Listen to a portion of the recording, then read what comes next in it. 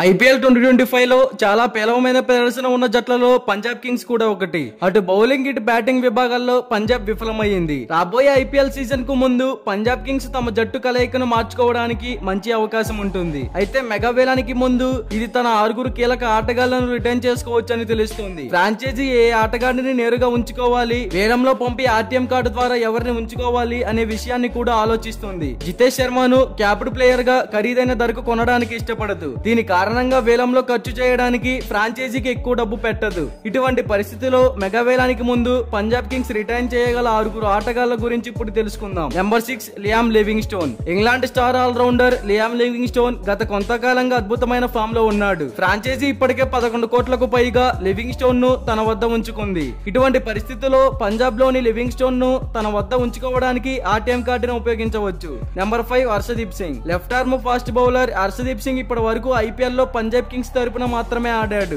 ఈ కాలంలో అతను 65 మ్యాచ్ల్లో 76 వికెట్లు పడగొట్టాడు. హర్షదీప్ జట్టుకు అత్యంత ముఖ్యమైన ఫాస్ట్ బౌలర్ అనడంలో సందేహం లేదు. ఇంత ఆకట్టుకునే బౌలర్ ను వేలంలో కొనుగోలు చేయడం ఫ్రాంచైజీకి అంత సులభం కాదు. Number 4 Kagiso Rabada. వికెట్లు తీయడంతో పాటు పరుగులు కట్టడి చేసే ఫాస్ట్ బౌలర్లలో కగిసో రబాడా ఒకరు. ఇప్పటి వరకు ఈ లీగ్ లో అత్యంత పొదుపుగా ఉండే బౌలర్లలో రబాడా ఒకరు. రబాడా తన ఐపీఎల్ కెరీర్ లో ఇప్పటి వరకు 117 వికెట్లు పడగొట్టాడు. రబాడా కోసం ఫ్రాంచైజీ రైట్ టు మ్యాచ్ కార్డును ఉపయోగించవచ్చు. నెంబర్ 3 శశాంక్ సింగ్. ఐపీఎల్ 2024 లో ఎక్కువగా మాట్లాడిన ఆటగాళ్లలో 32 ఏళ్ల శశాంక్ సింగ్ ఒకరు. గత సీజన్ లో ఫినిషర్ పాత్రను చాలా అద్భుతంగా పోషించాడు. ఈ ఎడమ చేతి వాటం బ్యాట్స్మెన్ 14 మ్యాచ్ల్లో 354 పరుగులు చేశాడు. ఈ సమయంలో అతని స్ట్రైక్ రేటు 164 కంటే ఎక్కువగా ఉంది. ఫ్రాంచైజీ అతని అన్క్యాప్డ్ ప్లేయర్ గా ఉంచుకోగలదు. నెంబర్ 2 అశుతోష్ శర్మ.